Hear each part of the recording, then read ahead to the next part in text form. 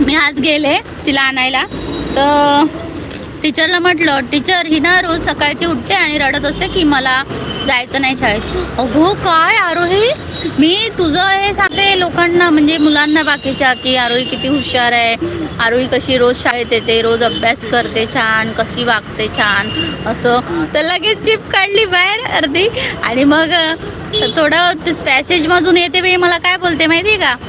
मला बोलते, अगं मम्मी थोडं माझं कौतुक पण सांगायचं ना, की आरोही मला चपाती करायला मदत करते, काल करंजा करायला मदत केली, काळजी घेते सगळ्यांची, असं सारं सांगायचं ना. म्हटलं कशाला, आज तुझी फक्त म्हटलं